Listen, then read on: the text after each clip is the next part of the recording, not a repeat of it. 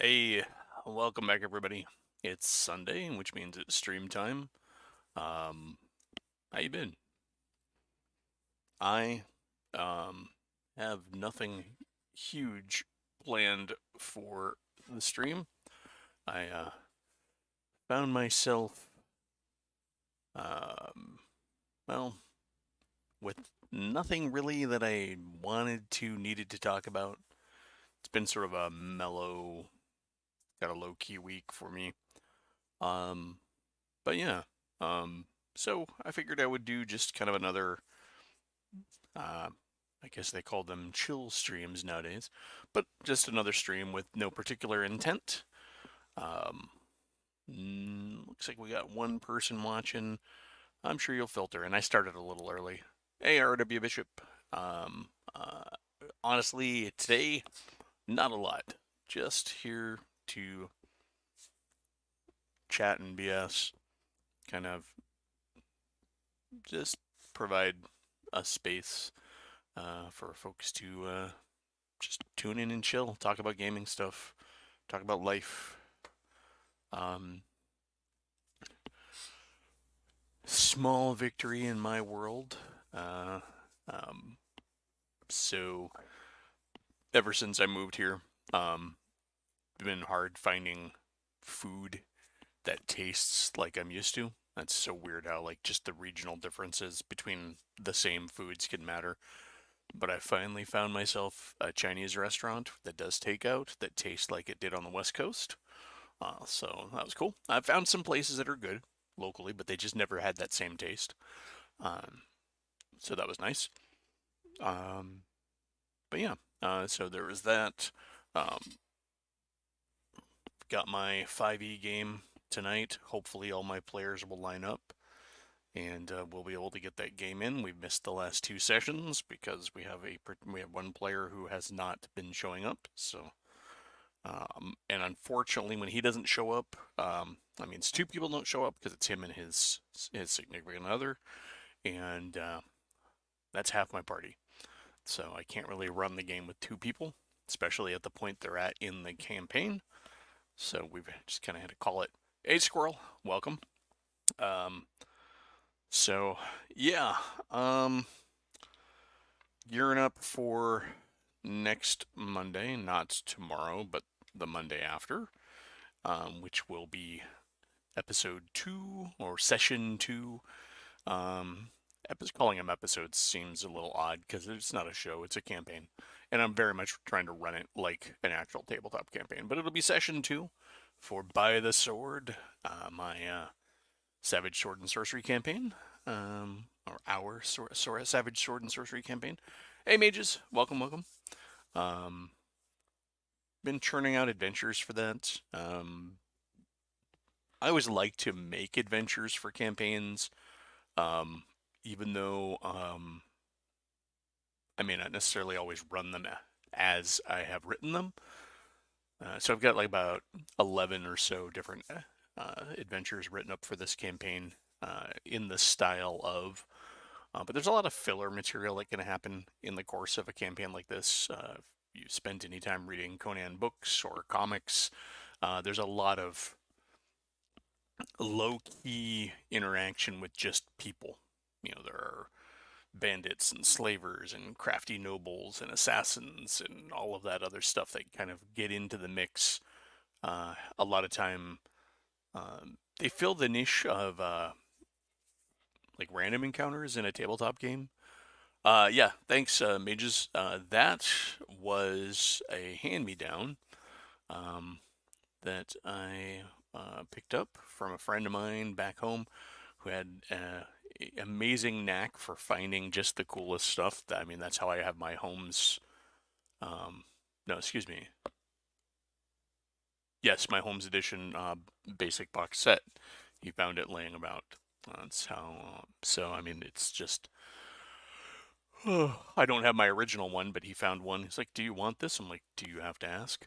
Um, but yeah, so that's one of many posters he would find in his travels about. He also now works property management. It's amazing how much stuff people just leave behind in apartments when they move out. If you ever needed a more vivid picture of the excess of modern living, just work um, in property management or maintenance, and not even at the uh, highest caliber of apartments. It's amazing just what people will choose to leave behind when they move. Fully functional televisions, game consoles, musical instruments, art, all sorts of stuff that they just won't take with them. And it's not an instance of getting kicked out or skipping out. I mean, these are people who have clearly taken some stuff and have actually legitimately moved, but they will leave nice stuff behind. I don't know how many pieces of furniture over the years my kids and stuff benefited from when they needed a cabinet or a bed frame or something like that. Just from stuff that people left behind when they moved out, and they were perfectly good. Like me, not even old. Like this TV on this wall was bought this year. But no, it's just easier to leave it behind and buy a new one at the new place. Um, in the higher end places, it's tends to be, I think, a lot of people moving for work. And so maybe they're moving long distances and taking the stuff with them doesn't make sense. But yeah, it's just, I mean, in the house back in Washington, where we had 6 people living there, we had uh, 5 or 6 big screen TVs, and we didn't buy a single one of them. Um, And the reason I say this, there were that many people there. So the kids had one in their rooms. My mother-in-law had one. My wife and I had one in our room. There's one in the living room. Um, but yeah, it we didn't have to we never bought one. And if it broke, if one of them broke or burn out or whatever, we somebody had one. It just amazes me. Morning, Full Metal Dragon. Um, so yeah, yeah, that's how I got the Doctor Who poster. It's how I've a lot of the furniture I have for my game room is stuff that people have just been getting rid of. Got a bookshelf that people are trying to get rid of. I'll take it. I mean, I'm not picky about it all matching. It's down in my unfinished basement. It's part of the charm now. So, game wise, yeah, I mentioned I got the 5th edition game coming up. Hopefully, we can continue on their final push towards fighting the giant ancient white dragon. Um, they've got some fire giants in the way, so we'll see about that. Uh, they just got done killing a couple of hellhounds on their way to dealing with the fire giants, and snuck their way through a chamber full of lava children, which were slaves of the fire giants. The fire giants themselves being in the employ of the white dragon to forge the shackles that she has been using to bind the other ancient chromatic dragons she's using in her ritual to become Tiamat manifest on Earth. So she's trying to do this ritual where she's going to combine the power and the blood of the most of ancients of each of the chromatics and herself included into the living manifestation of Tiamat, and that is the gun that's been held to the head of the party for some time, ever since Sulfrax the giant, uh, Sulfrax the ancient red dragon showed up on their doorstep and said, "Hey, you're going to take out this white dragon for me, or I'm going to ruin everything you know and love." Um, so they decided to do so, um, uh, and I feel like that was an interesting choice for them to make. I mean, I left it completely up to them how they handled it, because the dragon showed up and gave them the ultimatum and spilled enough information to let them know what was going on. And so they knew that there was this white dragon that was up to no good. And then from there, I just kind of let them figure out what they were going to do. So, I mean, they could have done, hey, dirty history and hobbies. They could have handled it in a number of ways. I mean, one potential option would be, I mean, if you feel that you're powerful enough to take on an ancient white dragon, um, you might also feel like you're powerful enough to take on an ancient red dragon. So maybe they could have just turned around and tried to kill Sulfrax and then gone off and dealt with the white dragon. Instead, they chose not to battle a red dragon, an ancient red dragon, on the doorstep of their village, their town, which is probably wise. Spared the devastation, and they went off on this quest uh, for this dragon. Well, not for the dragon, for the world. They assumed that whatever no good that the white dragon was up to would be bad for the world at large, not just this dragon. And so they went off on this quest and they found allies and they called on some old allies and that they'd made along the way. It's kind of cool because they've rallied a bunch of people and even monsters and stuff that they've made friends with or at least associates with along the way into a coalition against uh, this white dragon. So the way they have it set up is they themselves are going into the white dragon's lair um, to face her directly, but they have all of their allies converging on the mountain where she is, and to kind of contain her and deal with any minions she might have or any spill out, also to be there in support. And so that coalition is um, several hundred warriors from um, a township kingdom of like Celtic style warriors that they know from the area, whose queen they had befriended. One of the characters had freed a bunch of trollkin, which are sort of a lesser troll race in my campaign. I run my trolls in my campaign more akin to the Norse trolls than the typical Gygaxian D&D troll.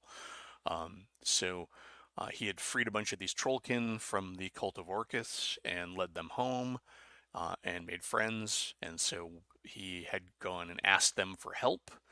Um, and so they are coming to help kind of be the containment force. And then my wife's character, who is a rune knight, which specializes in giant runes, um, has along the way the party had befriended some hill giants by helping them because they encountered these hill giants, a family of hill giants, a hill giant matron and her adult son and young son and their cave bear pet wandering looking for her husband slash mate, whatever the term they would use is. Um, and they put two and two together and realized that that mate had been the zombified hill giant that the cult of Orcus was using as construction equipment. And so they had befriended her and her home and her steading. So they are on their way with about a dozen hill giants to go ahead and back up um, the party as they make this push towards this dragon. And then a couple of the other characters who didn't necessarily have close ties to individuals had gone off and managed to get some some resources. I know we have a Slayer type character in the party, and so she had gone off in some of the downtime. They've been on a limited time schedule, but in that time, they went off. They've been using it wisely. The dragon told them that they basically have a month in game time. He gave them a moon to deal with this, and so they've been making use of this time very effectively. They've been taking advantage of various fast travel, for lack of a better term, options they've accumulated over the time over the course of the campaign.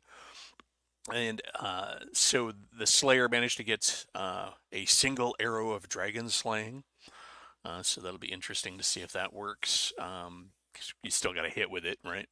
Um, and it's going to be an interesting showdown, and I keep wanting to get it done, but we haven't been able to. We're two session, and we kind of got them in there and got them fighting, the the Hellhound guards, and they were on their way up the stairs towards the fire giant forge, where they were going to run into, these fire giants that are down there smithing for the dragon in the volcano that the white dragon's lair is on.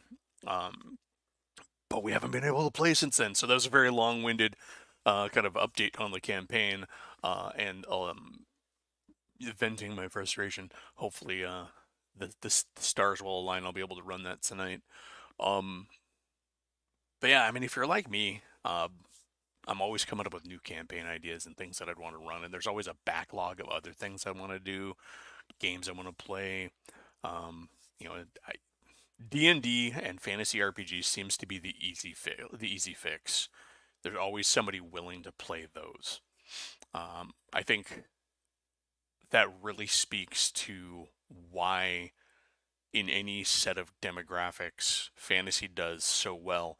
The only place it seems to not really beat out everything else in terms of games um, is in like an odd Warhammer.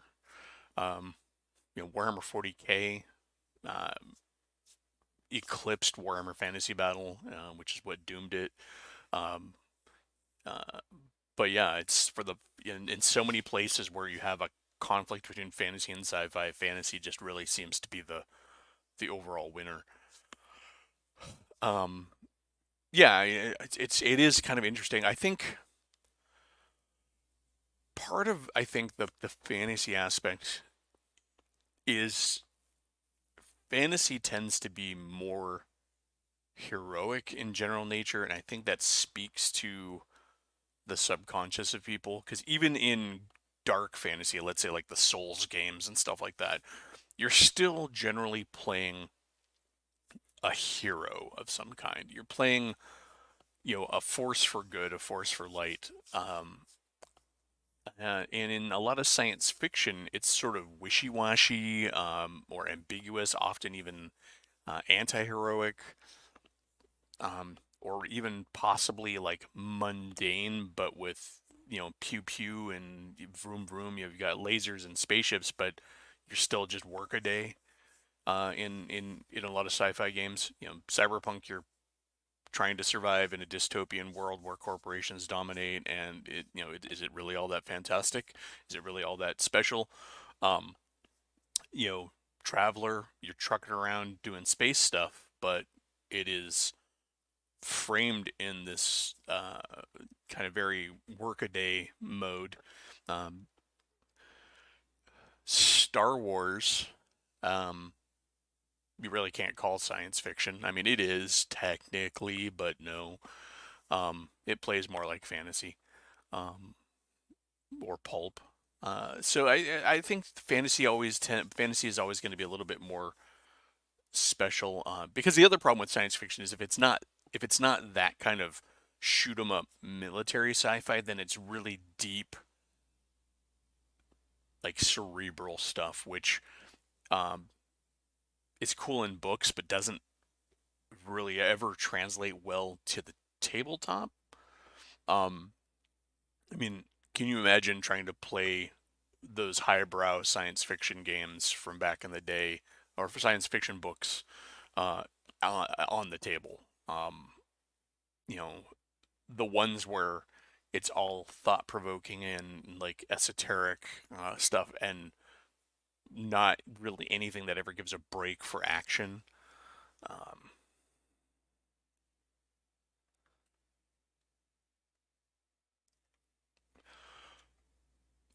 yeah, I mean, I think this is a good one here too. But I think even with far future science fiction, um,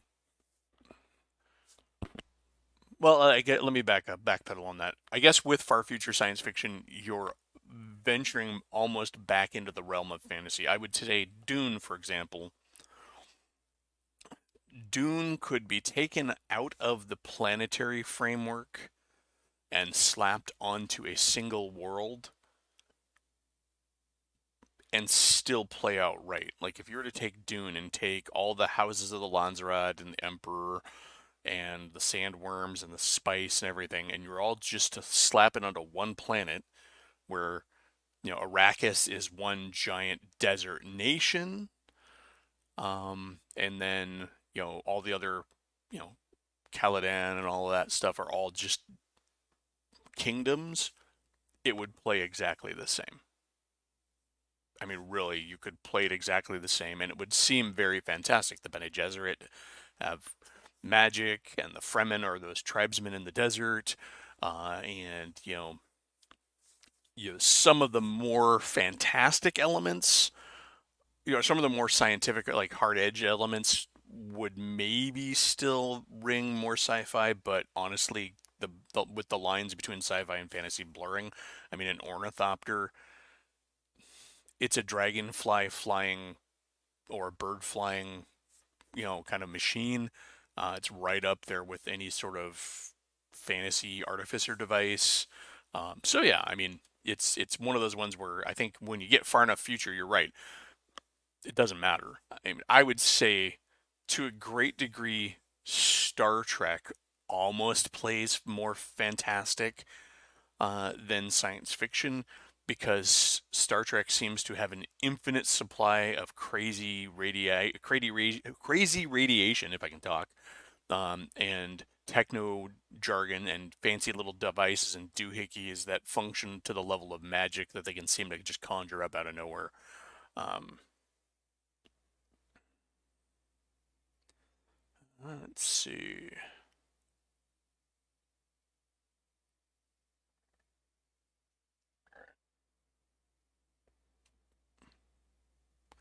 Yeah, I think that's one of the appeals that Star Trek has is, and I know Bear will very much attest to this. Star Trek at its best is an idealistic future that presents us with this heroic uh, default for the Federation, at least.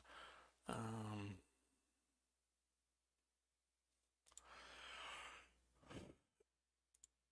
well, I mean, to an extent, yes. I mean, it is all fantasy in that it's all stuff that we're not able to do or necessarily ever that or is ever even possible.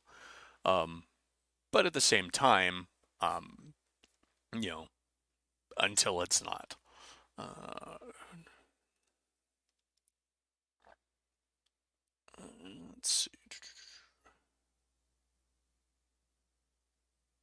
Well, it's interesting because so yeah, I was talking. We kind of got off on the run here with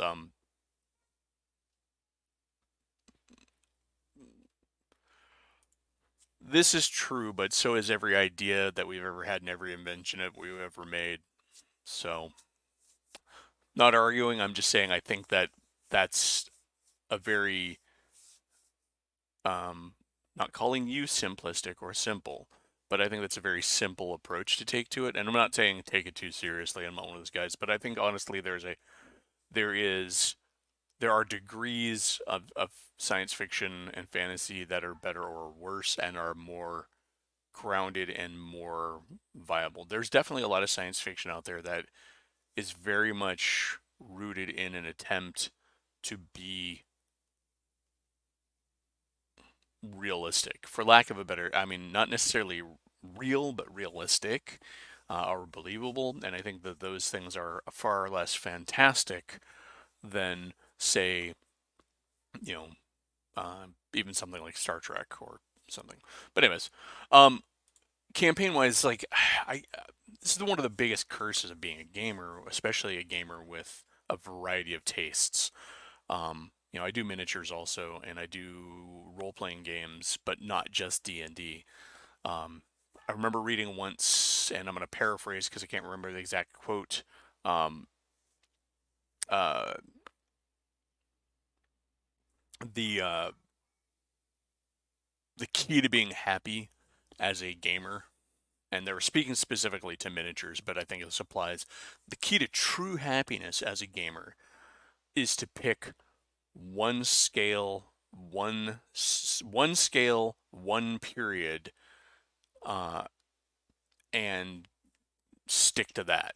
And what they were really saying there is that the a lot of the pain of being a gamer is never having enough time to truly realize and maximize the things that you love in your games, because you're always darting about here and there. So going back to the original example, as a miniatures gamer, if you pick one scale and you pick one period, or one conflict, whatever, and you just go from there, especially in historicals, which is where this was coming from, you will be quite happy. Um, and because everything you do will build on itself. So if you're, let's say I'm doing Dark Ages in 28 millimeter, um, regardless of rule set. So you can still buy a number of different rule sets and stuff, so you're not locked in. But I mean, if you were to pick one, if I pick the scale of 28 millimeter and I pick Dark Ages, so there are dozens of armies in the Dark Ages that I can collect. Um, every piece of Dark Age terrain that I build or buy is going to build on that collection and be usable. Every Dark Age miniature that I buy, build, paint is going to build on that, because a lot of them are interchangeable, or at least usable against each other. Um, and when I'm complete one army, I can move on to another army, but they're all set in the same time frame and often able to fight one another. So you're consistently building on that core.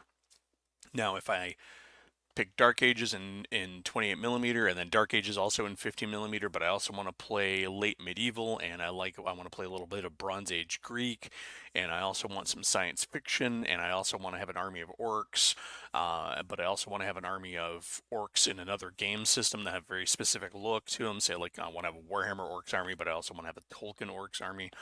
Then you're all over the place in your time and your effort, and your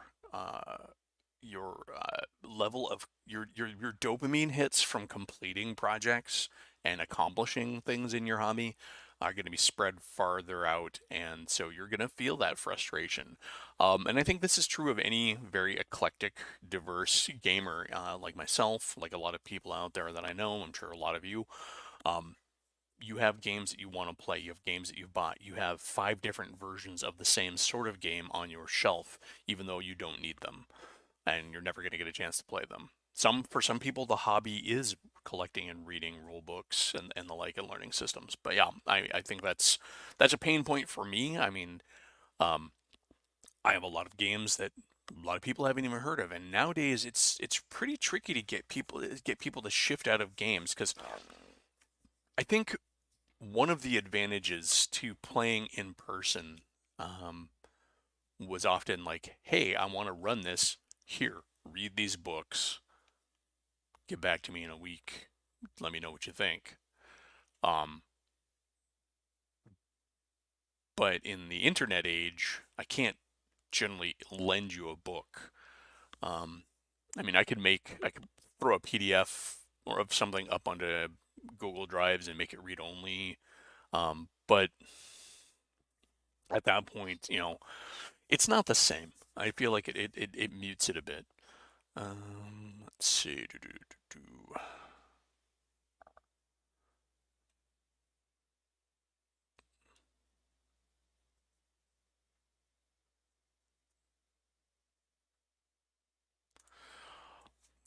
You know, um, I used to be very much anti-historical way back, and I find that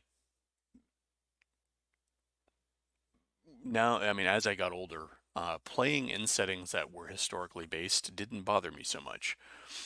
Um, Especially those in settings where I was knowledgeable, and that's me.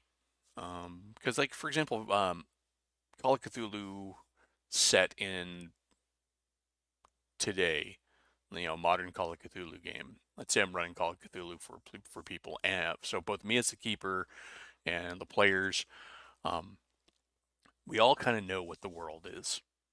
So we don't have to guess at what's available or try to pretend. So when I ran a one shot recently and one of the characters was playing a sheriff, um, he had a reasonable assumption of what a sheriff's resources would be, and he used them in game. Um, and so, I mean, that was usable. That was good. Um, the problem I have with, I mean, the flip side of this is that if you're playing in a setting where people don't know what's there, I feel like there's often a certain paralysis that occurs in players in that they don't have an immediate assumption of what they can do in the world and what fits. Um, so let's take D&D for example. Everybody's version of D&D is slightly different in their head. And so for some people D&D is very dark age, and for some people D&D is that typical melange of late medieval, early medieval, some even early 18th, 17th, and 17th century kind of stuff too. There's a lot of stuff as presented in D&D that is very late period that just doesn't wash with the rest of it. But and so people may not, they either default to old tropes, um, or they just don't engage. They hold off. Um, let's see.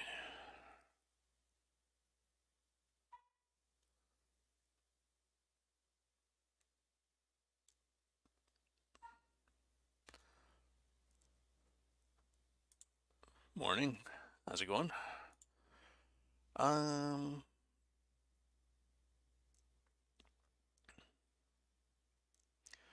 Looking at a couple of things here.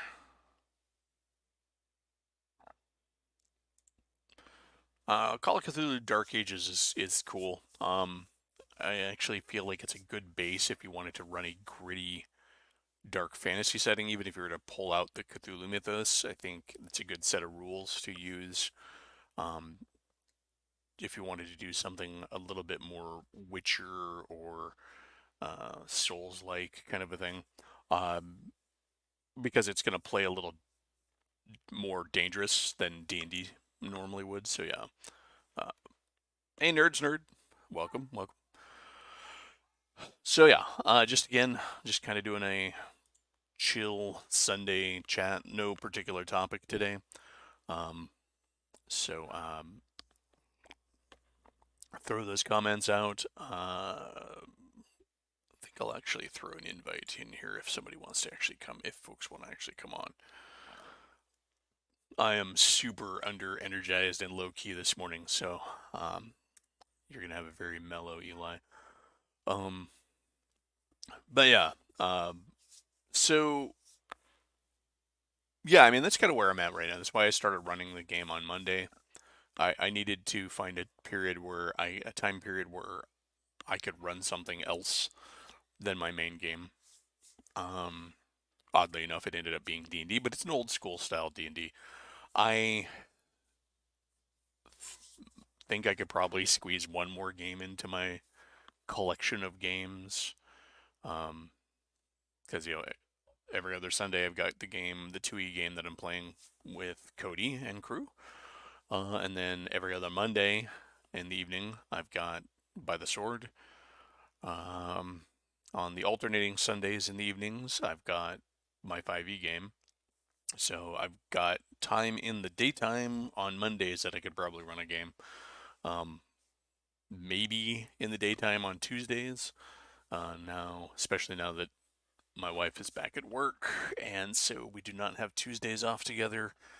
That leaves me pretty much by my lonesome on Tuesdays. Other than house stuff, I got time.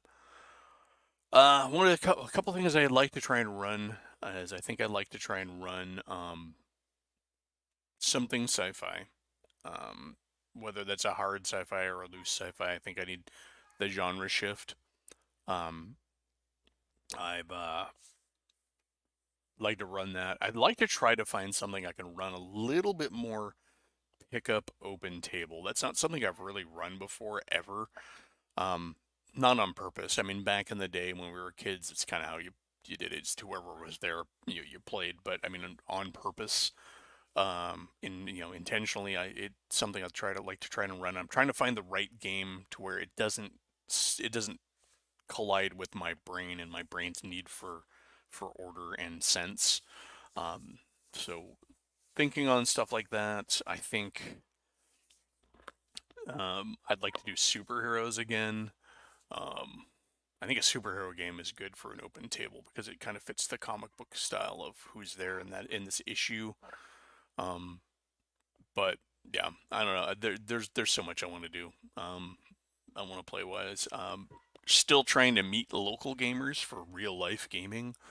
Um, Actually started to network a bit, so that's nice. Schedules being what they are, it hasn't worked out, but yeah. Let's see.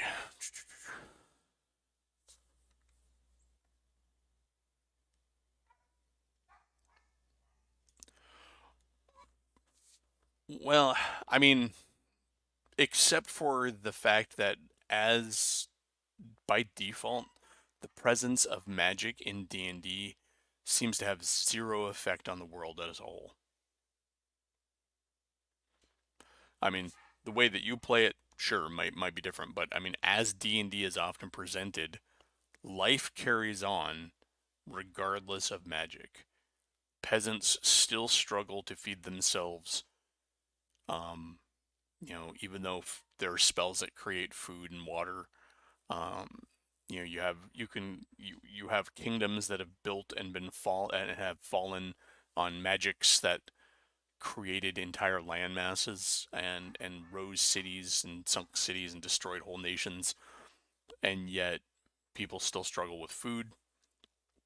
So I mean, castles as depicted are built completely in the absence of anything that you live in a world that with things that can go over walls, but your walls or your castles or your fortifications are still built the same. Um, so I think this is one of the problems with. It's not a problem. I think D&D just take it for granted, or most fantasy settings you take it for granted. If somebody were to actually build a D&D world that takes this into account, you would have Eberron. That's the whole point of Eberron. Is Eberron was what if a fantasy world actually existed in the presence of magic, and that's kind of what was created when they did that one. Um,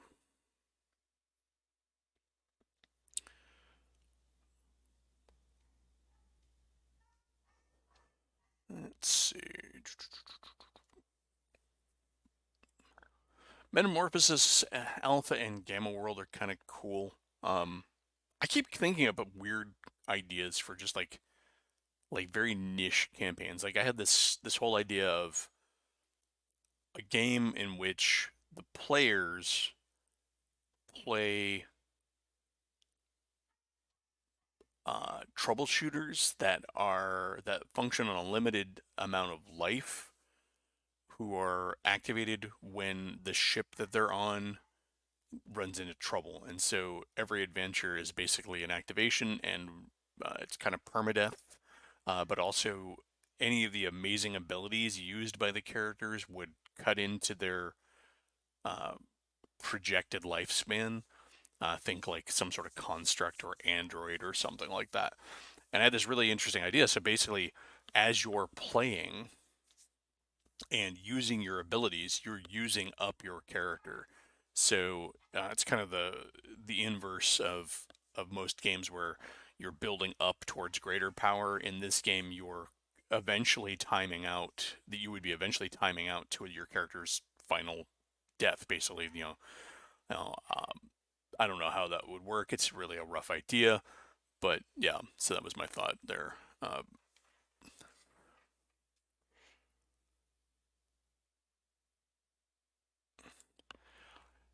Yeah, I don't know if it's intended to be fantasy cyberpunk, um, but it's definitely a fantasy world um,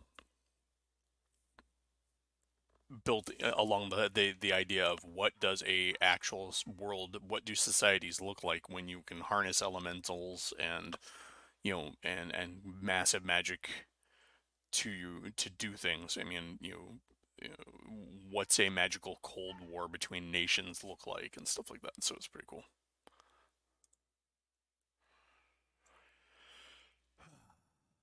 Star Frontiers is cool. I love Star Frontiers. Here's the interesting about Star Frontiers. I like Star Frontiers. I love it mechanically. I love just how the universe is set up. But one of my biggest problems with science fiction RPGs, especially RPGs that are in that space trucker vibe, or very open world, and I'll even include Star Wars in this, is very often they end up all being the same. They're the same with just different window dressing. So Star Frontiers is Traveler, is Firefly, is Star Wars, um, unless you have a purpose baked into the campaign. Star Wars ends up being different than those other ones when you're actively opposing the Empire. Um, uh, you know, uh, Star Frontiers, however, it falls into that space trucker one. And don't get me wrong, I love it. I like the fact that it's got a very limited palette of species. It's got a very solid tech base where they've made decisions on how things work, and they stick to it. I love the fact that the fan community is so huge and so supportive on that, and there's like dozens upon dozens upon dozens of issues between two different fan magazines that will keep you in material forever. And they're still producing new issues. So, I mean, there's that. So, Star Frontiers is good. Um, but again, the implementation of Star Frontiers, when I played it and when I've heard people describe their games, I'm often put into the mindset of, okay, so how is this different other than setting from your Traveler game, um, or even to a great degree your Star Trek games or Star Wars games? Star Trek has that, if you're playing Federation, especially, of that command structure and that idealism above you that can guide the campaign. It's one of the reasons, like, when I've played Star Trek games, um, I've really found that they run smooth, a lot more smoothly when the captain is an NPC. I know a lot of people cringe at that, but um, having the captain be an NPC removes a lot of the weird friction that can occur between players. And I'm going off on a tangent here, that occur when you have one person who has a lot more authority in the group of players than the others. Um, uh,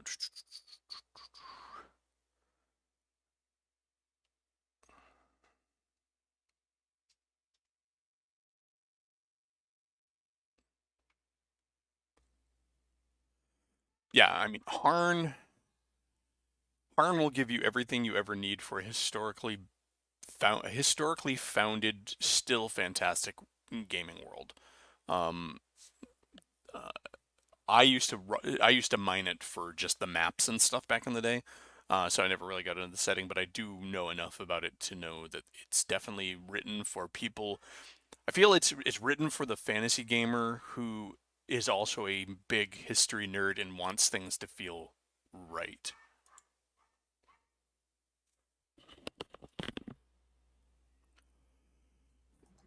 I said Star Trek and you appeared. I know, it's amazing. How you doing, brother? I'm doing all right. How about yourself, man? Oh, just playing around with Mid Journey for Cool. preparing for a campaign I'm gonna run. Getting some Nice. NPCs together and stuff like that. Uh, Lazy Sunday, that's what it is. yeah, I'm listening to my dog bark in the background because he can't get to my wife, who's still asleep because it's her only day off to really sleep. Okay.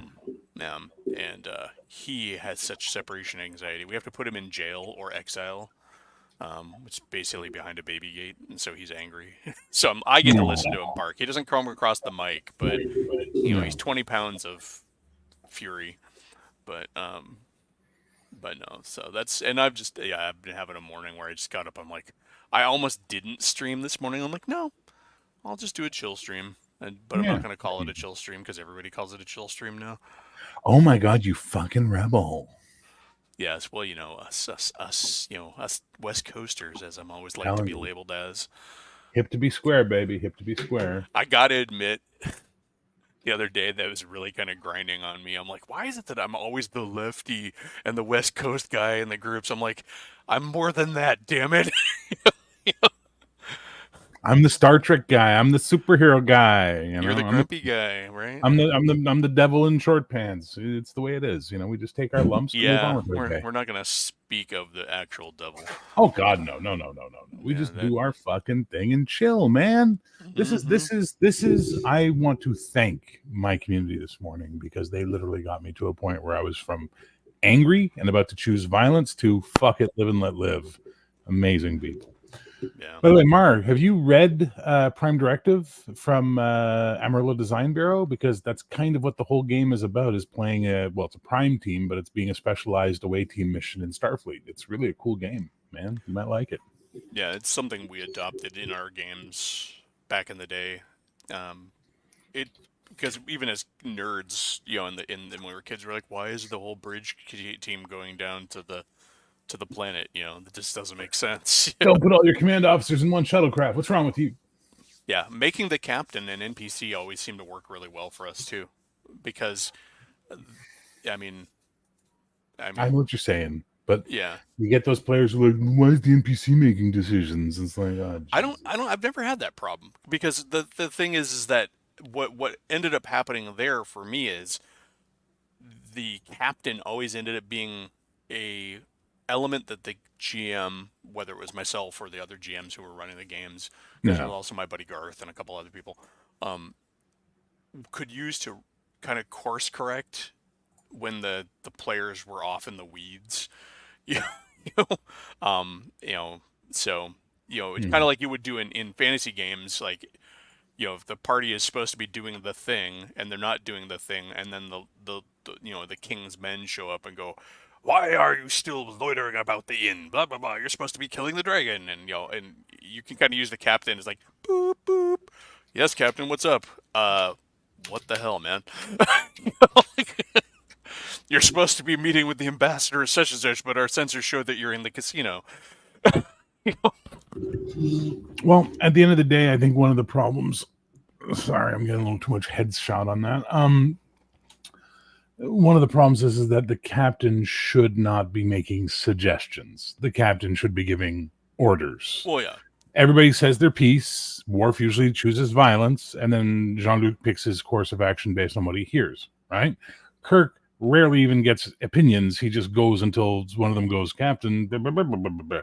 So if you have an NPC captain who's not making decisions, you're going to run into a problem where it doesn't feel like Star Trek anymore, right? oh yeah. I mean, you have to play it right. It's just like I suppose it just comes down to players too, because I mean, if you can have a group of players Yeah. where you have a player captain and the other players are cool taking orders um, from another player, then fine, absolutely. I mean, my suggestion is not an absolute. It's just what ended up working with us because for whatever reason, the people I played with would agree to play a Star Trek game and then get pissed because there's a chain of command.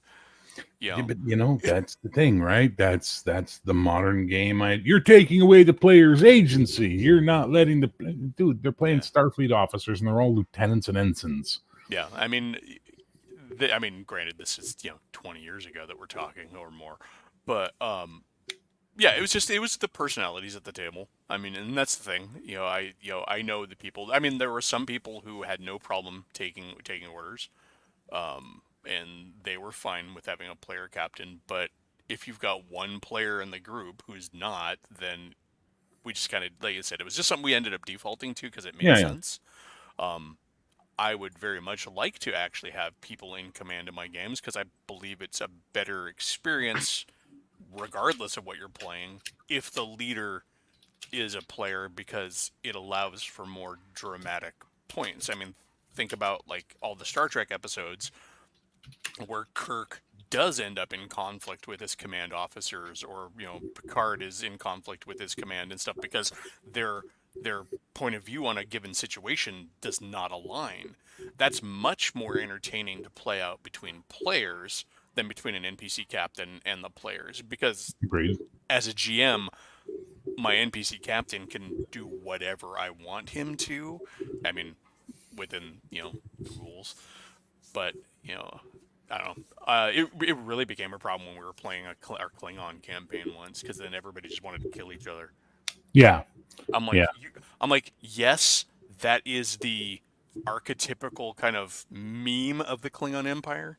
But much like the meme of the samurai was, oh, I failed, I kill myself. The reality is, you don't get famous generals and experienced warriors if they just kill themselves every time they make a mistake. And you don't.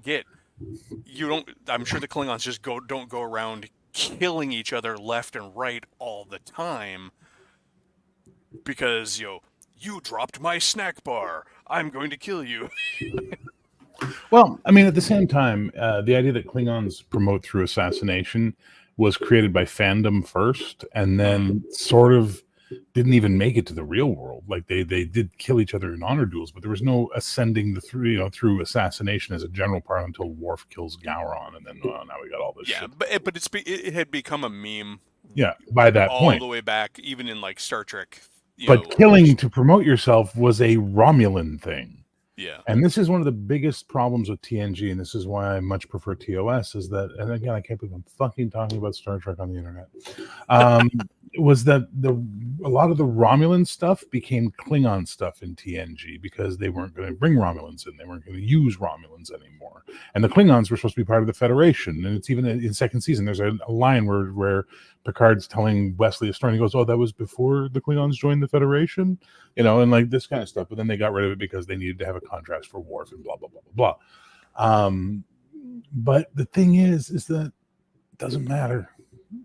Run your game, have a good time, yeah. play the way you want to play. If your Klingons sit around smoking hookah pipes and saying, "Whoa, dude, that's completely patacht," have fun. Well, no, I guess where I was going with that is it became an unplayable campaign Yeah, no, because that's different. the players would just default to fighting with the rest of the party, for lack of a better term, Yeah. rather than every time there was a disagreement, and that was a problem. And again, taking it out of Star Trek, this is a thing in any game. I mean, your players have to concede to the game being played. The core concessions of your campaign have to be agreed to by your players, otherwise it never works. Period. Fair. If you're playing a dungeon crawl D&D game and somebody wants to have an epic sweeping story, it's not going to fly. I mean, No. you might be able to pull it out, but it's not going to be really easy. They're in the wrong game. If somebody wants to play super sneaky and ultra political, and that's not the campaign, regardless of what you're playing, that's the problem. It's one of the problems I always had with Cyberpunk. Is like, okay, we've got two solos, we've got a netrunner, we got a rocker boy, and a corp. The hell is he doing? Yeah. Oh, I could play that character. I Well, could I do a know lot. you can, but I'm just saying, it was always that weird dissonance. Like, Yeah. you got one character who's, and I think I mean, that can be played, and often I think Cyberpunk Red framed it out a little bit better than old Cyberpunk did, even though I'm not a huge fan of Cyberpunk Red. Um, in that they try to frame the corporate as the corporate guy who's trying to bring the corporations down from the inside. Yeah, I never bought that. I'm more like they should be Burke from Aliens. They're just trying to figure out how to maximize this situation to get a promotion. You know what I Well, and mean? you can play on that, and then that's kind of how they were presented in original Cyberpunk. Yeah. But what happens then again? You have that one character who's going against the interests of the rest of Is he the though? group. Or is he using it to embarrass some higher up executive by exposing something he's gleaned from his contacts in the steno pool, blah blah blah. Like, dude, there's so many ways to go with it. The problem with the You modern can, Cyberpunk Red thing is that they want it to be good guys. Everybody's a good guy. Everybody's a good guy. The yeah, thing that made 2020 work was everybody's morally ambiguous. yeah. I You mean, know? you did have some heroic types. I think the most heroic types, that were presented, uh, baseline were the Netrunner and the Rocker Boy, because they usually were out there, presented as being out there actively fighting the system. The Netrunner was out stealing secrets and busting corporates, databases, and the Rocker Boy was out singing his message, and whatever his message Yeah. was. The Solo was taking jobs for money. The corporate, as we talked, was either bringing him down the man from the inside, or rising up the corporate ladder, or just trying to make it by, because he could have just been one of the beavers, and just Yeah, living head out. down doing his job, like Mars says. Exactly. And then the one that often really got weird is when you had a cop. When somebody decided to make a cop in the party, I'm like, what the hell are you doing here? Yeah. I mean, it works if the players are there. Maybe that cop is the idealistic cop. He's gonna be, he's RoboCop or whatever. Well, that's the thing. It's Cyberpunk is a very sticky wicket of a game to run, and you need to know what you're doing, and you need to have a little bit of a theme to it, right? Otherwise, Exactly. it's going to fall apart. So I used to run what I called special missions, which was Night City PD special missions. They were like C-SWAT, but not C-SWAT. They didn't just handle cyber psychos. They were put on the stuff that it's too much for Vice, it's too much for Homicide, it's too much for this. Kind of a Ghost in the Shell kind of vibe. Kind of a Ghost in the Shell idea, but as cops. And holy fuck, did we have fun with that campaign, because they were constantly getting up to their necks in shit because they'd expose or uncover something. One of the most fun campaigns I ever ran for Cyberpunk 2020 is we played. Everybody was playing Homicide cops. Nice. And you're always busy. Oh yeah, they were always busy, and like it was around that time period where we're getting movies like Seven and everything too. So like, I just leaned heavily into like, how nasty and horrible are homicide cases that warrant any attention in a cyberpunk world. Because you have to imagine that in the cyberpunk world, 90% of the murder cases are just like whatever. Yeah. No. Do we have gun cam footage? No. And also, we don't have time. Yeah. Oh, yeah. I would love to play the lazy, jaded homicide detective who just rubber stamps everything. Booster gang crime. Booster gang crime. Some poor lady in the precinct. You have to look into my son's death. These gangers killed him. They murdered him on the streets. Give it a week, ma'am. Those guys will be dead anyways. Yeah. Yeah, pretty much. Sorry, lady. Hate to. Yeah, I'll look into it, lady. No worries. I'll get you a report. Sure. The city's a jungle, ma'am. It'll take care of itself. Why'd you lie to that old lady? You want to talk to her all afternoon? I got 18 cases to close today. But no, that was a fun campaign we ran. I think we had one that was really idealistic, where we really leaned into the whole anti-establishment thing, and that one went really cool. But that was back in the day. And then Cyberpunk became real. Yeah, sadly. And then I stopped even looking at it for a while. I'm to the point now where maybe it's just I'm old enough and jaded enough to where I could play it again.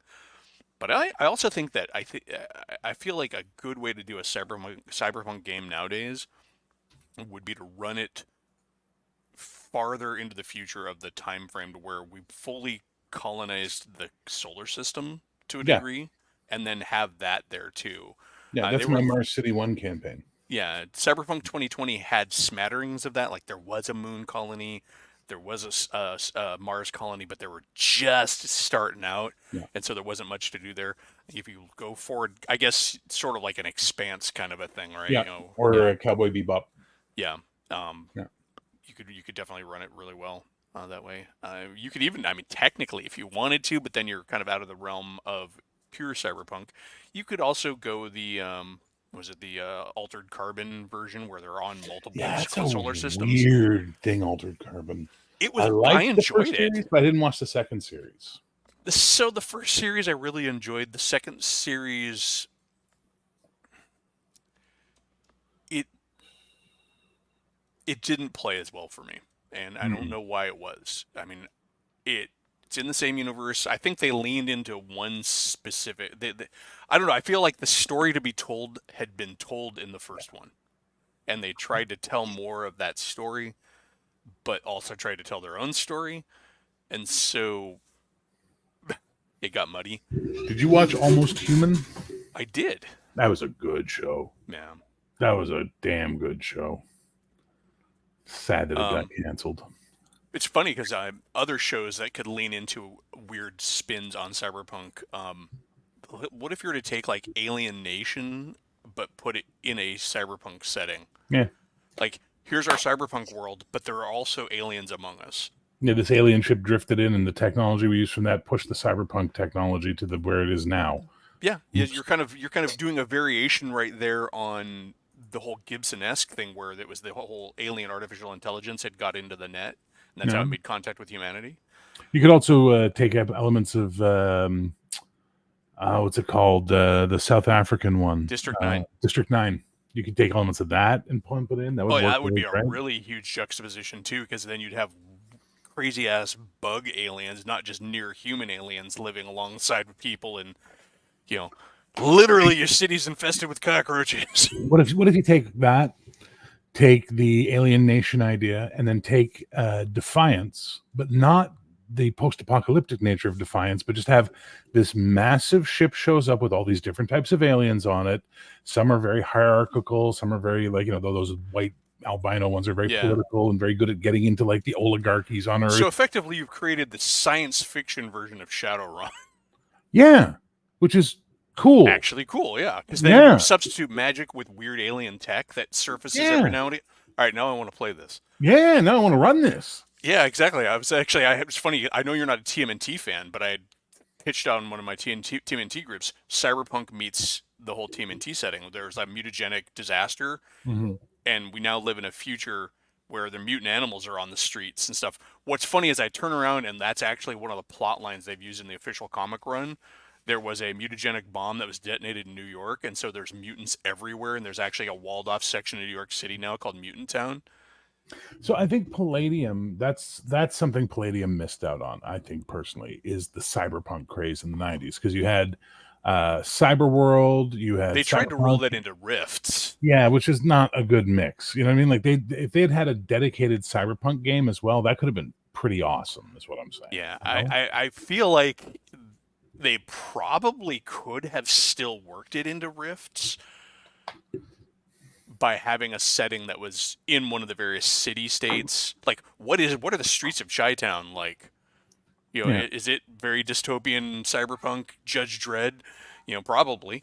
But Or, you're or right. I mean, because they we did. don't see it as an Apple Store clean, and they only show the evil shit outside. Yeah. I mean, is it very Logan's Run, right? Very bright and shiny, but with a dark underbelly. It's like a Right. very But what I mean is, it's evil like just M&M candy. take the cybernetic stuff out of Ninjas and Super Spies. Yeah. Right. Add the dystopian future in, and then take the aliens because you can make them using Aliens Unlimited, right? Mm-hmm. And you've got this game we were just talking about. Yeah, you could do that definitely. Although I'm not sure. It's been a while since I've actually looked at Aliens Unlimited. I think it's geared towards creating superhero universe aliens. Max Liao says you can use it to make Star Wars level stuff. Okay, cool. So I don't know. I mean, it's on my shelf, but I haven't read it. So Yeah, I know I have it myself too, and it's been a while since I looked at it. And it was written as part of the Heroes Unlimited line. I don't have it. Sorry, my bad. I have Villains Unlimited. I don't have Yeah. Aliens Unlimited. And apparently there's the Galaxy book or something. There's several Aliens Unlimited books too, if I Yeah. recall. They kept doing them to create because Aliens Unlimited was here's a cat. It's really interestingly written because here's a category of aliens like Yeah. reptilians, right? And here's like 9 different reptilian species. Here's mammalians, and here's like 10 different mammalian species. That's kind And of it's cool. yeah, of course they do a little wink, wink, nudge, nudges like, oh look, they're definitely not predators race. And they're definitely not squirrels, and they're but no, damn, Telling you, man, it's a good idea. I have to chuckle. I can hear the TV from upstairs because my wife is watching the stream. Bear, say hi, Mrs. Eli. Hi, Mrs. Eli. I hope you're having a fantastic day. Your day off. I hope you rest No. real good. But no, And I think I hope Eli that- makes you delicious food and gives you all the foot massages. There we go. I've done my job. she says hi, Bear. Ah, But no, God, that's a really cool idea. Like, The okay, whole so now that I'm alien thinking about it, cyberpunk. right? Because you haven't, my brain hasn't stopped thinking about it since you brought it up. You take the alien nation setting of the Mhm. giant mothership arrives in orbit. There's all these different alien races on it. They're refugees. They're asking for help from the Earth because they're fleeing an evil empire. Oh, that's right, bitch. We're bringing V in later. And they're fleeing this evil empire, and they will trade technology to humanity for, and of course the albino, you know, Palladian looking ones are the ones who want to help and want, but they're just gonna fucking negotiate their ways into the halls of power at some point in time, right? Yeah. But the bug ones, they're the underclass. They're shit. They work in the vents. They clean the sewers on the ship. They're garbage. We don't want Yeah, and anything then to you do get with into this that. whole like complicating matters now because they're taking our jobs, and what are humans supposed to do, and Exactly. And you and can then do you this can whole even work thing. in the alien AI thing if you wanted to add in a little bit of Gibson-esque stuff, because maybe also hiding on that ship that showed up was a rogue AI that was fleeing as well, an alien intelligence, and now it's out in the net. Or maybe it's not Rogue. Maybe it's that V Empire people. They already put it in there, and this is what they did. They pushed these people to Earth to basically weaken Earth for conquest. And this is what they do. They send these. You can They're go like all they're sorts like of different directions. the Genghis Khan. They push the people ahead of them to disrupt the society Yeah. so they can mop it up easier. Hey, nerds, nerd. Hey, nerd, nerd. Is that hey? How we doing?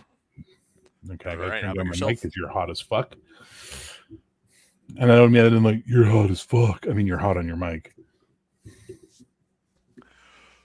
Oh, so Wow, no comment from Nerds Nerd. That sucked. so yeah, I guess system-wise, you could do it with Palladium because Flame would be an easy it has fix. all the pieces. Mm-hmm. Um, but then again, if you were also going to use like the old Cyberpunk Interlock, you could use it because that system is so easy to tweak. I mean, what's an alien race in there?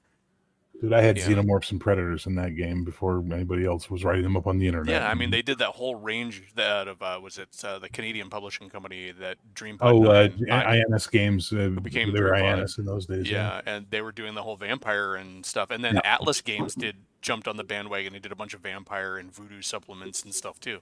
Yeah. So yeah, it can if you could do that. I mean, Palladium has all the pieces. The only problem with the Palladium toolbox is the pieces are often not built at the same level. Like ninjas and Oh, super yeah. spies martial arts, for example, will wreak havoc on against martial arts of any other Palladium game, unless you sub out all martial arts for ninjas and super spies martial arts. Hey I Mac, keep, I keep hearing this, but apparently there's a Rifter article that addresses it. I'm sure there is. I mean, there are a bazillion issues of the Rifter, and And I'm gonna listen. I've realized the next year I have to save money for a trip to Vancouver in the spring to see some friends, mm-hmm. and then I have to save money for ClariCon. Shit, I can't afford to buy what I want to buy from Chaosium now because I want to buy all. Not Chaos. I'm sorry, Palladium. I want to buy all this stuff, and I'm like, fuck, I don't have enough money. So Yeah. release Heroic so we can all buy it and make you rich. It's not going to happen. The getting me rich thing, but it's coming. Middle of February, we're doing the backer kit. Everybody's going to be able to go back it. I promise. Let's see. Take a look at some of the comments here because they've been pouring in. Evidently, our idea sparked some other ideas. Let's see. Bright was fun, but it had some problems. I liked Bright. All the problems didn't bother me at all, man. Yeah. People were just looking for something to hate. Well, I guess so. Bright has the same. So Bright was done very tongue in cheek. You have to accept that because Bright also suffers from the very same problem that I was mentioning earlier about D&D worlds. Is somehow the presence of fantasy races produced the same damn world we have today. Because in Bright, it's not even like Shadowrun where you had a world that was existing solid state, and then suddenly we had elves and dwarves and everything like that. Yeah, no, they were always there. Yeah, so why is it that the world is exactly the same? Exactly the same. That was my biggest problem with Bright. Yes, if you want to read into it and go deep into it, there are some problematic spots, but not going to go there. But even beyond that, just as a world building construct, it is very much one of those. this is the world I built because, not because it makes sense. Yeah. You know, it's it, and that's not a bad thing. We've seen that plenty of times in comics and stuff too. How many what if comics are there? What if blah blah blah blah blah? And you're like, why is the world about the only what if comic I ever remember reading that really addressed what the world would be like if their factor changed was what if Tony Stark had sold out and the whole world was dominated by Stark tech. The Yeah. cops were using Stark power armor to bust in on, the DEA was using them. Airplanes were using Stark tech. Everything was Stark tech, and it was so out of control, and the world never got better to where Stark just goes and basically nukes everything. Everything that is Stark tech, he just fries it, and resets the clock on the planet, basically. Nice. I've always wanted to do that. I was on to run that cyberpunk campaign where you have cyberpunk level technology right beside superheroes. So the superheroes show up to stop the crime, and the fucking cops show up in power armor. Like, we got this, costume boy. Yeah, it would be an interesting campaign where technology is caught up because of superheroes, and so Yeah. superheroes are actually kind of redundant. Yeah, they're more like media figures. They're more like celebrities now. Like. Go sing a song at the charity there, Elastic Girl. We're busy. We're working, Yeah, I mean, Yeah. if you really think about it, I mean, in a comic book universe, so many of the characters are relying on tech, and Yeah. if that tech ever got out, I mean, even Spider-Man is partially a high-tech character because he's got his web shooters and Yeah. he's got his spider tracers and he's got his little other than his climbing and his strength and his agility and his spider sense, everything else is like tech for him. Yeah. And so that's why it becomes hard to go, oh, poor Peter Parker can't make ends meet. Really? That adhesive formula alone you use for your webbing, 3M would pay you millions for it. Yeah, why? And if he was that smart, why isn't Peter Parker inventing the iPhone? So this is what Superior Spider-Man is. You ever read Superior Spider-Man? No. It's basically this thing where That's he the Doc dies, Ock one. and Octavius takes over his body and gets all of his memories, and is like, this kid is a genius. And he just winds up fixing Peter's life and making a corporation and bringing all these advances to the field. Of course, he's Otto Octavius. He goes a little nut bar at the end, but it's really interesting. It's like, what if a smart, ambitious person had Peter's powers and brains? It's neat. Yeah. I mean, you got Reed Richards out there who's like, I'm going to invent something over breakfast that alters the world. You ever read the Death of Captain Marvel graphic novel? I have not. Okay, so he gets cancer from something, and they get all the smartest people in the world together in the galaxy even to try and solve it. And at one point, Reed Richards is like, I've cured 32 forms of cancer, but I can't cure this one. Okay, well, what'd you do with those 32 cures? Did you give them to everybody? Like, what the hell? Where'd that go? Why are other heroes still dying and other characters in the comic book universe dying of cancer? It's insanely funny. Yeah, how many villains are out there? My wife is dying. Thus I must become a villain. Yeah. Or how many heroes, I have to go out and I can't go out heroing. My wife is sick in bed with cancer. Yeah. Reed Richards up there. Well, I could help humanity, but So what's up with you, nerds? Just chugging along. Nothing too exciting. Getting ready for a paint session with the family for some minis we made. Oh, nice. Good for you. Cool. What minis did you make? So I made a bunch of monsters for my dark elves. So I've got a manticore, an armored basilisk that I put together, some giant raptor-looking things. The wife is making a dragonfly dragon. So exactly what it sounds like. A giant dragonfly that breathes fire. And Sounds then awesome to me. the 5-year-old decided he wanted to paint Be'lakor and the Demon Prince from Warhammer Fantasy. So I printed one of those up. Kind of a detailed model, but we'll see how he does with, finger painting it. And start them early. I know my youngest, we used to throw miniatures and dice into advent calendar. So early on, just it's yours to paint. You paint it however you want. So Nice. Yeah, that's the benefit of printing these instead of having to buy them is like this is I think it's like $120 to buy the Bellacore model kit. And it's like I can print it up for about $2.07. Right. not taking into account, of course, materials cost, the printer, and the learning curve to learn printing. Because I mean, per print they are super super cheap. Of course, I was just throwing in like Reaper Bones into the kids' calendar, advent calendar, because they're like super cheap and Oh yeah, also that's the way to do it. flexible and hard I to break. still mass buy those. Oh yeah, Even with my printer, I'll still go on eBay and like here's Reaper Bones 300 minis for $40. Like let's go. yeah.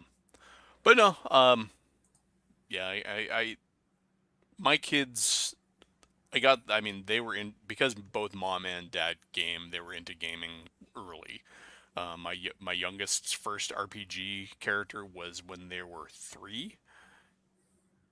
They were playing a frog in a game called Tales from the Wood, which is actually a pretty cool game, and it can be as brutal or as fun as you want because it is inspired not by cheesy little kids cartoons. It is inspired by things like Watership Down and the Animals of Farthing Wood, and so you're playing non-anthro animals, um, doing animal stuff in these adventures. But yeah, this kid was super into the fact that they could play a frog, and so they were into it. They had fun, and they're currently in my 5e game, so something Nice. stuck. My oldest runs games. I found the map that he did for his campaign world when he was like 10. Hmm. That's cool. Yep. But oh, what do we got comments wise? This is the gamer brain, and it annoys those amongst us who are not gamer brains, because you go see a movie, you're like, that would be cool, and how would you do that in this game? How would you do that in this game? Oh, yeah. I remember going and seeing Army of Darkness with my buddy and listening to him all the time try and break down how he would do it as a Warhammer army. I'm like, stop. Just watch the movie. But let's see. There's an interesting on the super tech. It's the thing at this point of the tech, law would outlaw supers and label them as unlawful vigilantes.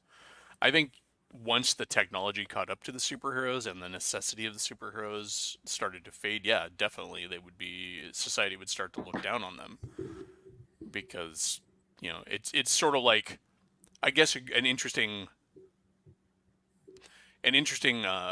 parallel to that would be if you look at agrarian lifestyle.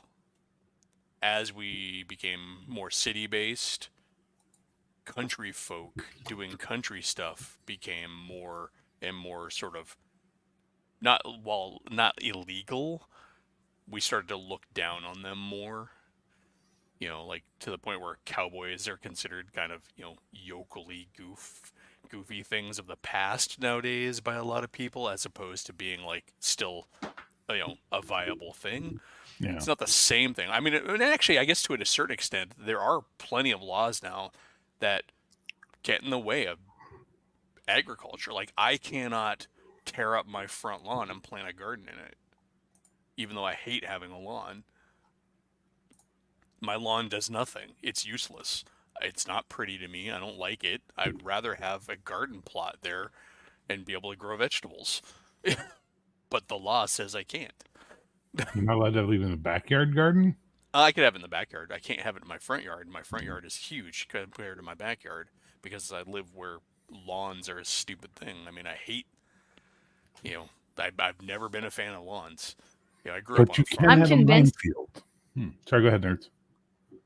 See, I'm convinced that front lawns are going to be the doom of our society. The You're not wrong. mandated you have to have this specific type of grass. It wipes out the local ecosystem. All the bugs die. The food chain collapses, and our society goes away because someone wanted pretty matching yards. Stop No giving joke. me ideas for campaigns. Sorry. No joke. I and my wife are technically not at war, but in conflict with our neighbors over the fact that we let the leaves from our trees stay on our lawn. Jen's yelling at me, "Don't make me come on camera." Do it. Do No, it. but it's yeah, it's we have neighbors that got really mad because we didn't rake our leaves. I'm like, yeah, we're leaving them there because it's good for the wildlife. You like fireflies, you like crickets, you like you know the critters that eat all the bad bugs. Well, where do you think they winter? Yeah, they winter in the leaves. When the weather gets better, and we'll go and mulch them into the lawn, and look, we'll have a lawn just like you guys. But who cares what they look like in the winter because everything's dead anyways. But yeah, that's yeah, it's I don't like lawns, but so I guess there is more to that. As Also, far as water consumption. yeah, well, that's beyond. Yeah, let's not even go there. Water consumption. But yeah, I mean, lawns are effectively ecological dead zones. So, but the things that do grow in lawns happily though, the things that everybody complains about, like chiggers and gnats and the little bitey bugs that just love that little. You ever walk through a lawn in like the warmer states in the summer and get covered in a cloud of gnats that stick to the sweat on you? That was every summer visiting my grandpa in Virginia. It's like go walking through the lawns and you're covered in gnats that have stuck to you because every step was a cloud of them out of the lawn. But let's see. Thank you. So time back to the supers becoming illegal. I almost feel like it would be the opposite. Once the technology has caught up where the police can easily just subdue any superhero they want at any time, I feel like it's less likely to be made illegal and frowned upon, right? It's no longer a risk, it's no longer a danger. Whereas when you don't have a way to respond to it, somebody who could do anything is an unknown danger, right? I I think that's an idealistic look at things because I feel like society in general wants to control X factors. And so, just like, I guess you could make an interesting parallel along with gun ownership. You know, if the pressure is more and more on to control guns, then even though they give they're easily able to be balanced and countered by other authorities with guns. But but it doesn't stop people from hating them, fearing them, and wanting to control them. So I think superpowers would be viewed the same way. Yes, we can take care of a guy with fire powers, but what are the dangers of having a dude out there with fire powers? He's going to light things on fire. We trust him to use his powers responsibly? That's going to be the big push there, and that's why I think they would still try to outlaw them and push even heavier if they had technology to counter it.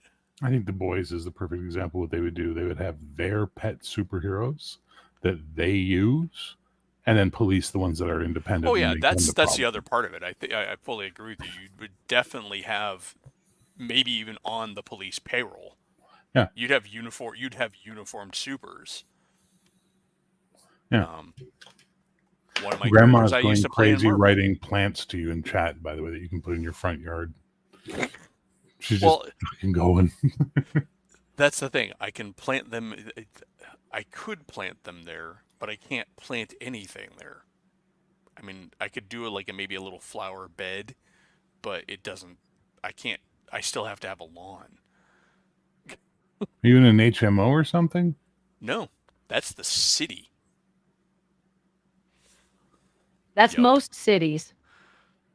Yeah. The city also says that I can't have a privacy fence.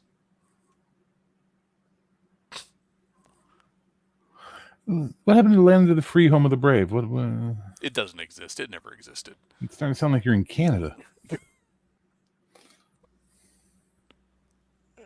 Yeah, actually, Jen corrects me from the back room because she can hear me through the floor, and she's also watching the stream, so I'm getting double here.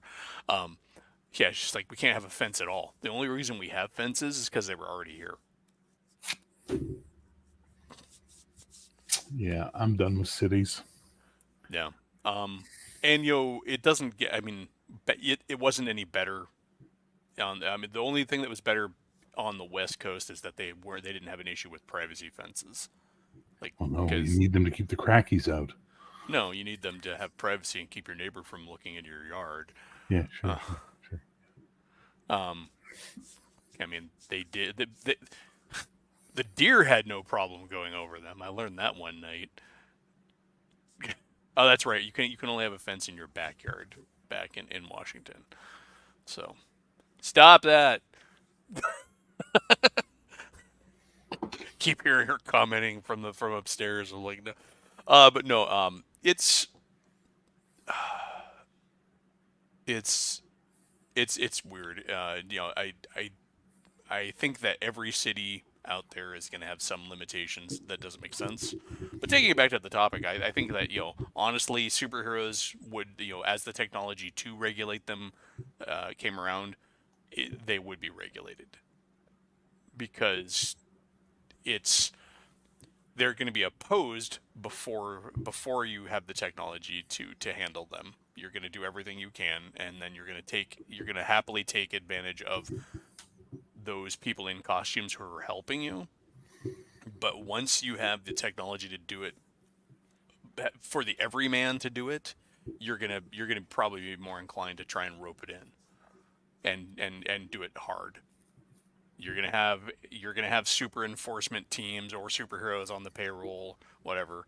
I remember playing a Marvel. All of this exists in the heroic universe, by the way, that will be coming out in February for the backer kit. There you go.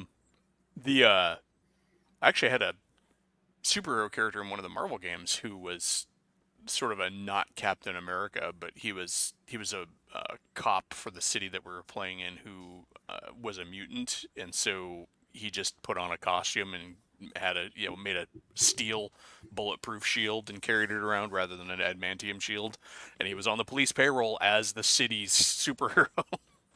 He had a desk in that bullpen. It was kind of funny because he'd walk into the office and kind of like RoboCop style, he'd like sit there at his bullpen, with the other detectives and cops around him, but he's just like over there in his costume doing paperwork.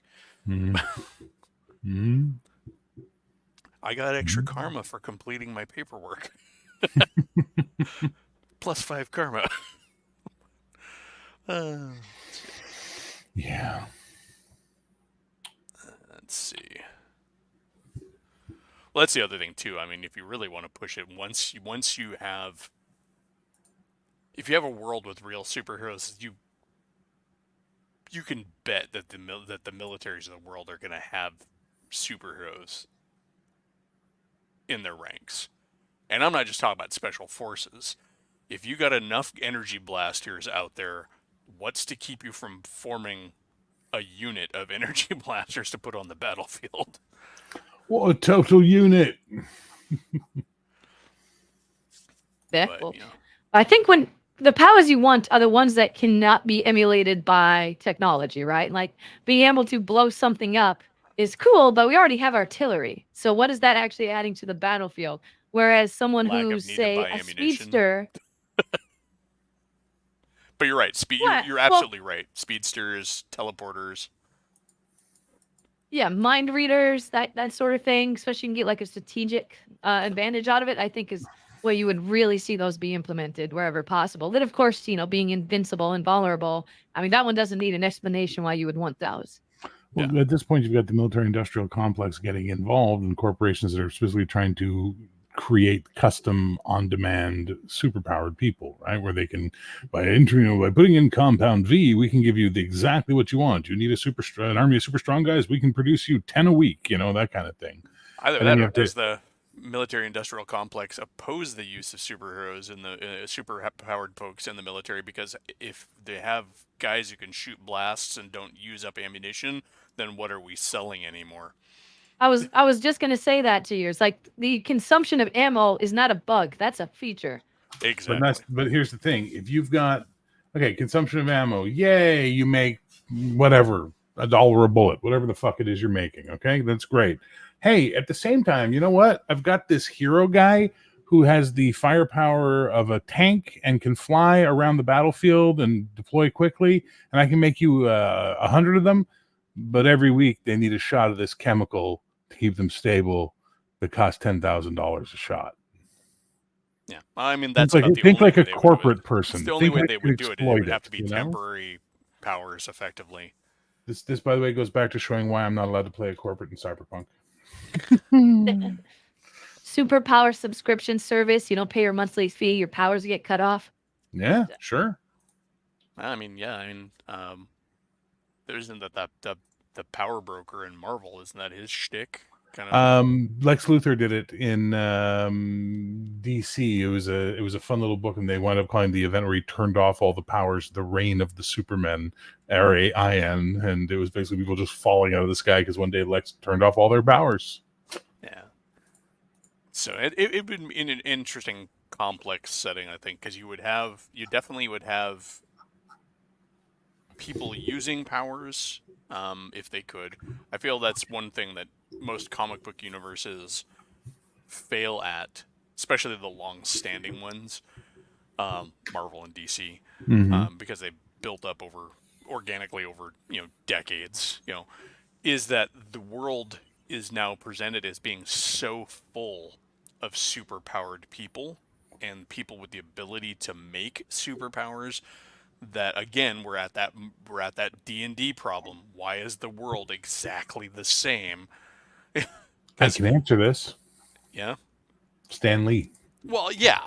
No, it's Stan Lee literally in the 60s adapted the Marvel concept of the world resets to zero always, because every comic is someone's first comic. Therefore, we never want to change things. And as a result, that became the industry trope in Marvel. No, and I understand DC. that there's an actual practical. Yeah, but that's why it happened. But then if you go read stuff like Elementals by Bill Willingham and stuff like that, they changed the world because of the superpower people. They do exactly what you want to see. It's just they couldn't do it in the two big ones because they were worried about marketing characters, Yeah. Unfortunately, those very few of those other comics ever get to live long enough to really show off their worlds. Or they don't spawn entire universes that allow us to showcase the world where powers are limited. I mean, if you have a world where this is kind of one of those, I guess it can always draw back to D&D and stuff too in a lot of conversations. In D&D, you have a choice to make. Either wizards are everywhere, right? Because there's got to be enough of them to keep this population of wizards out in the world, and also all the PC wizards. Or the PC wizards are one of the few wizards in the entire world. Yeah. In which case, and that's a lot of times that's kind of how I run it. Like, there might be one wizard.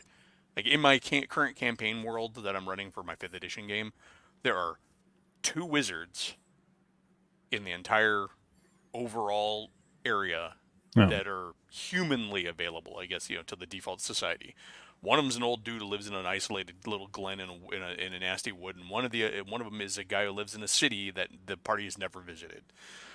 But other than that, the player characters are the main spellcasters they've run into, except for your evil priests and tribal shamans and stuff like that. But you have either that, or you end up with Forgotten Realms, who has magic shops and mail order catalog services. And I can't even blame this as a modern thing, because this goes all the way back to, I think, 2E, where they did that in-universe printed catalog, Lady Amberill's All Realms catalog or whatever. And it was a cool thing because it was really designed as an equipment supplement for all these fiddly pieces of equipment and stuff like if you for those players who really want to have that detailed equipment lineup, it was a great tool. But the subtext of it was she also has the ability to deliver your order anywhere in the realms. So it was like Amazon before Amazon was a thing. I need to go take a nap. I'm going to bow out on that note. So yeah, I got about 15 minutes till I got to call it anyways. But no worries. But thanks for having me on, nerds. Always nice to see you again. And hey, we got something really awesome out of this. We got our weird Alien Nation Shadowrun Cyberpunk campaign idea. Oh, yeah. So. Real quick though, Mac was asking. So Heroic is a game that Bear is actually writing. Yeah, it's written. You can find it on Drive-Thru. The pre-beta is still there. We're doing a final edit pass and a proofread pass, and then we're going. Hang on, I'll give you the link, and you can share it with them if you like.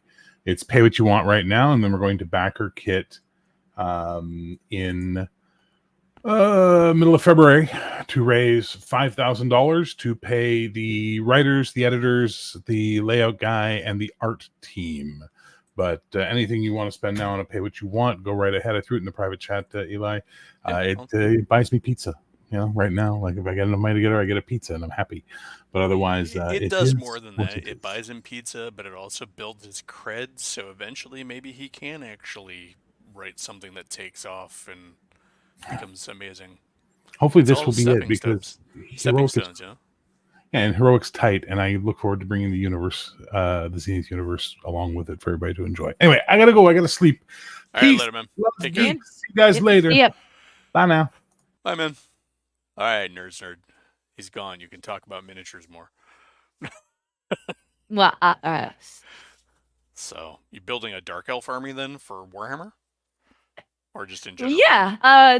Probably gonna play one-page rules fantasy with it, just because the people around me are gonna be more comfortable with that rule set. I actually really like the 9th Age rule set. It's much more crunchy, much more in depth, has a lot more flavor to the individual unit. 9th Age, the not Warhammer rules that was put up by the fan community? Yeah, exactly. It was one of the, I forget the other one was called, but there was 2 big ones that were kind of spin-offs, of Fantasy Battles when it stopped being made. I haven't actually reviewed the old Nur entries. I've heard good things, so I'll probably check that out too. And I think the only real issue I'm going to have is the base requirements. The base sizes for the units are going to be different across the different games. But I mean, I can work with that. You can always put them on movement trays to compensate, but And, yeah, and I'm not playing in tournaments. It's just with friends. So yeah, I used to play Warhammer Fantasy Battle back in the day. I had a Bretonian army in the 3rd edition days, and then they changed it over to the Arthurian crap, which really stuck in my craw because I didn't like it. I liked them when they were filthy Burgundians, and then they turned them all over to being like French themed Arthurians. Although that's kind of growing on me again. But the big thing, one of the reasons I kind of never went back to trying Warhammer Fantasy is I didn't like that every army was so tightly themed. Like, that's cool for a product range, I get that, but I'm kind of more of an indie gamer nowadays, and so for me, the idea of being able to have like an army that is humans, but also might have some skeletons in it is kind of cool. Like, okay, humans can summon the dead. It doesn't always have to be a vampire count or a tomb king, right? Or having an army of Bretonians, for example, that was not all knightly, that was like an army of footmen. Just having things that flexed on the world where it wasn't always so inside the box. One-page rules kind of appeals to me in that regard because I know that it also has a system of which you can build units and even armies within the framework of the game, so that's kind of cool. I tend to collect a lot of games nowadays that let me build my own units and assemble my own army structures and then go from there. I know that's one of the things that drew me to Oathmark. Have you tried Oathmark? I don't think I've heard of Oathmark. Oathmark is by Osprey. It's done by the same folks, who did like Stargrave and Frostgrave and all that. But Oathmark is, so the first thing you do in Oathmark is you build your kingdom, and your kingdom is built by going through a set of, effectively you have a certain amount of points to spend on territories, and the territories determine what troop types you can draw from to build your army. So you'll have your capital in the center, and also those territories are done on a diagram because they're also the things that you're fighting over in campaigns. So trying to take over. So for example, I built a human kingdom, right? And on in my central core territory was of course a human capital, and that gives me access to some certain troops and certain characters. And then I had certain other territories that gave me access to other human troops, like a plains gives me access to cavalry, and stuff like that. And then some of my peripheral choices, though, I also had a necropolis, which gave me access to some undead.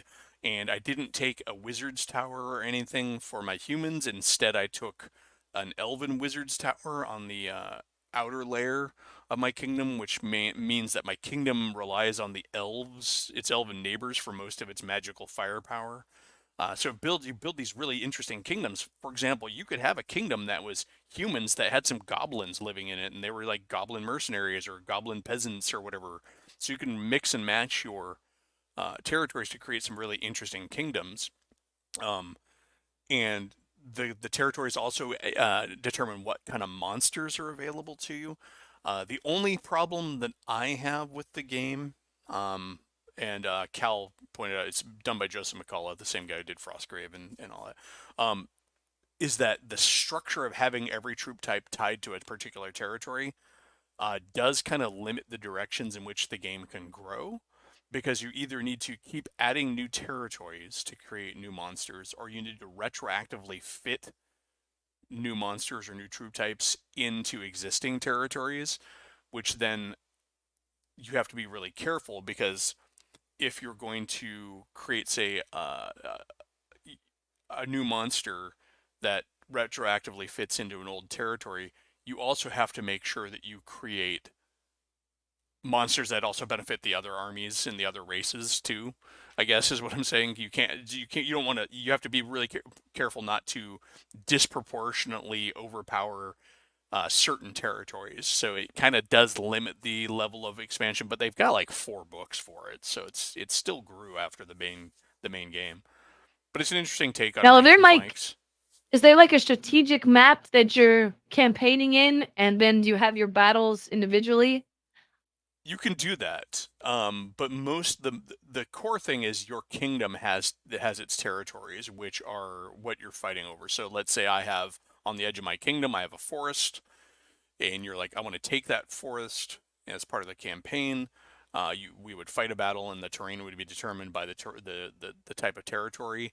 And then if I lose that territory, it has an effect on my kingdom going forward. Which is kind of interesting and kind of cool. There are also side quests you can go on. They have what are called, I can't remember if they're called missions or something, or quests, but basically you can go kind of fight third-party conflicts out in the world. So, and you do those to find like artifacts and treasures and stuff like that. So I'm a little terrified of how much this sounds like exactly my shtick and how much money I might throw at this in the near future. That's the Adding that strategic overlay of like almost a resource management, but it affects your army list is really cool. The neat thing about it is, like the Frostgrave and Stargrave books, they're not expensive at all. Um, Yeah, I the just found the hard copy of at least the main book. It's just called Oathmark. That's $35 for the hardback. Yeah, hardback, full color. They're done a little bit smaller page, but they're definitely much more affordable than GW. Because gold is more affordable than Games Workshop. But you know, but the thing, and you can. There's the community for that game if you're interested in communities. I mean, like you said, you're going to play with friends and stuff mostly, but even if you're interacting with the community, because there's a pretty solid community for Oathmark, um, they're really tight as far as like, okay, you want this monster in your game, but but they don't have it in the game. Well, it's totally cool to just like, I don't want a troll necessarily. Maybe I want a giant or an ogre. I can just, here's my ogre on the field. He's using the stats for trolls, so nobody cares. So as long as, because it's not a huge nailed down. It's also miniatures agnostic, even though there is a miniatures range for it. It's miniatures agnostic. My human army is made out of historical Normans, because I just need No, generic I love humans. that. I mean, I'm doing my Dark Elf army. I mentioned I've got I put together a armored basilisk mini that I printed off. This is instead of the Great Medusa that is supposed to be an army list, because I don't like the Gorgon Medusa. So instead, I have, well, a basilisk turns things to stone with the glass, and its stats are close enough. So I'm using this mini, but the stats of the Medusa. So having the communities that are cool with that, so you can really make your armies your own and customize it out. I love that. Yeah, it's a lot of fun because like even though the game doesn't specifically have dark elves in it, right? Like Oathmark doesn't have a dark elf army, it has elves, and because of the way your kingdoms work, you could build an army. You could have a elven capital, for example, and then throw in things like lots of monster territories so you can get the monsters. You just have to look at the troop types, like elven cavalry and elven rangers and elven swordsmen, stuff like that. But you could also throw in for other kingdoms and just reskin them if you wanted to too. Nobody's gonna. I mean, that's the thing is it seems to be a pretty open community. Like, okay, cool. Maybe this. I like the mechanics of this troop type, um, but it's maybe an orc or a dwarf or whatever, right? But you're gonna put it out there and call it witch elves or whatever. So you could do that.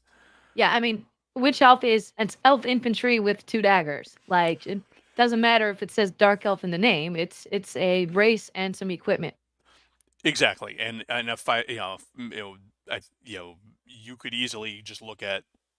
I don't think Oathmark gets down into one or two weapons in hand. It's just kind of most of Joseph McCullough's systems tend to be pretty mechanically light. And so, for example, most advantages are expressed in just a higher combat score, and maybe a special rule over the type of weapon you have. But yeah, it's definitely take a look at it. And because the cost of the books is so low, it's really a pretty easy one to check out and mine for ideas, even if you don't necessarily end up playing Then yeah, I just ordered it. I found it for it. $23 with free shipping. So I've got the main books ordered. There you go. Cool, cool. All right, so we are getting to the point where I have to call it a day. Thanks everybody for coming on into the chat. Cody, I know you just showed up. Nerds Nerd, thanks for coming on. I'm gonna say hey, thank you to Bear for coming on. It's been a fun, just chill stream, for lack of a better term. I always enjoy these ones where we just kind of bullshit. But yeah, do you post pictures of your miniatures anywhere, Nerds Nerd? And usually once I have them painted up, I'll post it in some of the discords I'm on. I'm considering, going that out a little bit, maybe even making videos. Kind of, here's the model I made, here's how I painted it.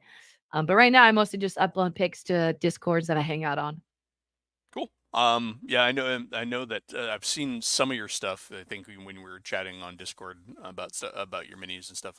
So yeah, it's cool. I mean, if you want to post them on my Discord, feel free. I have departments there for fantasy miniatures and stuff too. I just kind of you're talking about all these cool monsters. I'm like, I want to see the monsters.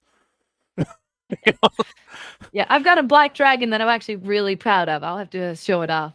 I have a drawing I did ages ago that I want to get made into a miniature someday. It was for a D&D campaign. It is a black dragon spider hybrid. It's basically a Lolth infected black dragon. So the miniature is a giant spidery dragon thing, and it just looks awesome. I think it would make a great miniature. But someday. I'm definitely not going to sculpt it by hand because I'm not that patient. I've thought about actually converting it sometime, especially in the age of 3D printing. Like I can print a spider as big as I need it to match together the right dragon parts and stuff. So who knows? Someday, because it's badass. All right, folks, it is that time. Have a good one. Thanks for coming by. And as always, get out and game.